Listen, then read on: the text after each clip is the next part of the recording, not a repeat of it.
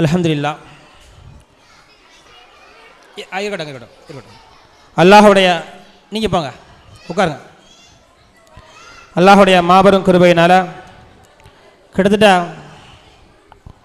ஒரு 135 பேரை ஏற்றி இறக்கியிருக்கோம்.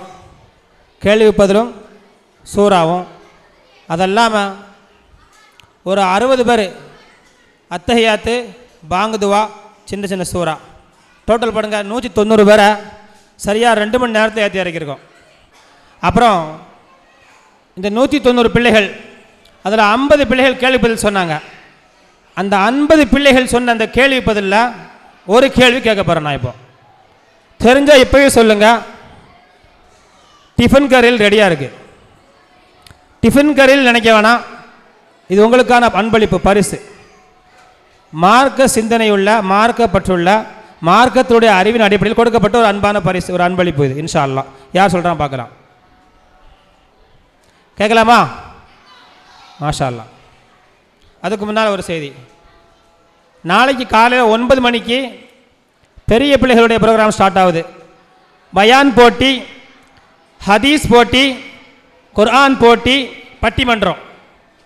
இன்ஷா அல்லாஹ் இன்று அசத்துலகைக்கு பின்னால் இன்னொரு அரை மணி நேரம் கழிச்சு, அரை மணி நேரம் ஓய்வு.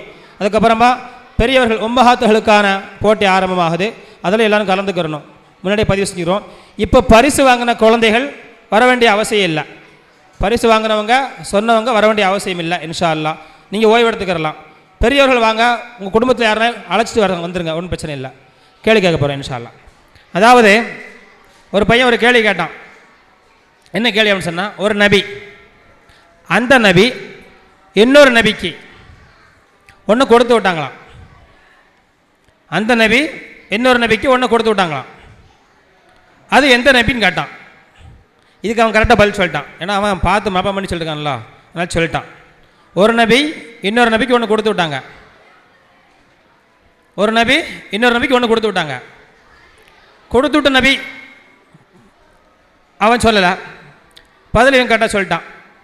உங்களுக்கு தெரியுமா? அதுக்கப்புறமா அவன் கொடுத்து விட்டதுக்கப்புறமா ஒரு நிகழ்வு நடந்துச்சு. அது எந்த சூறாவில் எத்தனாவது வசனத்தில்? அது ஒரு அற்புதமான நிகழ்வு, அற்புதமான வரலாறும் கூட, அற்புதமான வரலாறு. அந்த ஆயத்தை தெரிஞ்சால் நீங்கள் ஓதிடலாம், அதுக்கான விளக்கத்தை சொல்லலாம். ஏன்னா அது சும்மா தமிழ் ஈஸியாக சொல்லிடலாம். அது எல்லாருக்கும் கேள்வி பதில் தானே. அந்த பையன் தெரிஞ்சோ தெரியாமல், ஆனால் அவன் சொல்கிறான், இவன் கேட்டால் அவன் பதில் சொன்னான். ஒரு நபிக்கு ஒன்று கொடுத்து விட்டாங்க. ஏன் கொடுத்து விட்டாங்க? அதை வாங்கினோன்னு அவங்களுக்கு என்ன நடந்துச்சு,